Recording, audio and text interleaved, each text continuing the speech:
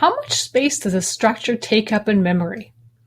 Here again is our example of a structure named student that stores a first name, a last name, a birth year, and an average grade. This time I made the names a little shorter. I only used 5 characters there so that the visualization tool works a little bit better. We don't have to scroll as much back and forth. So you would think that the space requirements for a structure are at least the sum of the components. And that is indeed true. So we need these 5 characters, and then we need an integer and the double, and all those added up together give you the space requirements of the structure. Sometimes, however, depending on the compiler might add so-called padding. So some spaces in between elements of the structure, or at the beginning or at the end, to align things better, to make memory reading more efficient. So you might find that on some compilers, the size of a structure is actually bigger than the sum of the size of the components. But it will never be smaller because you'll have to store all these elements. So in our compiler, it's actually equal because we have a simulated compiler running here, and I'll just demonstrate that to you. So how do we print the size of the structure? We have declared a student named me. And so we want to print the size of the structure student. Yes, and remember, a size is printed with a format specifier ZU. And we can use the size of function, and we have to put in there either the student me or the variable type, which is struct student. Either of those works just fine. You get to pick. And let's also print out the individual sizes. So the size of first name is %CU.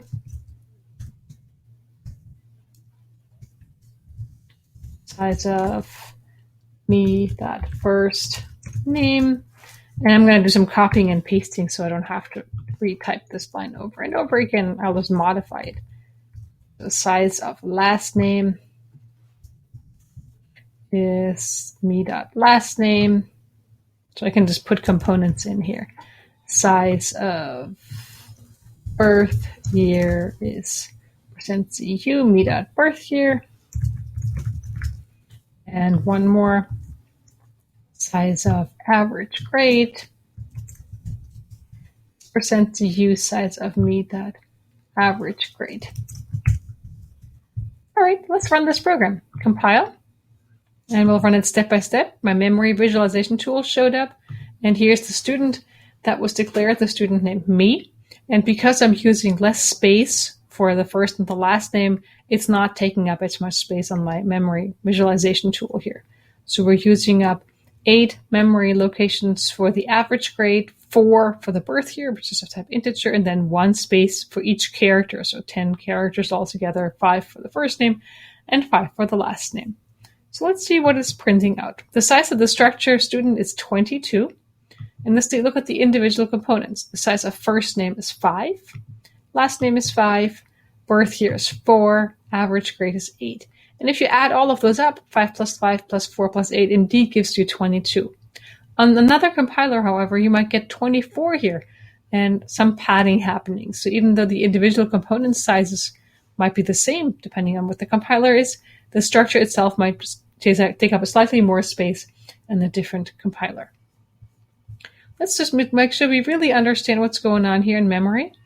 The elements of the structure show up exactly in the order in which I put them into the student structure. So first name is all the way to the left, then last name is to the right of that, and next comes the birth year, and finally average grade is at the very end.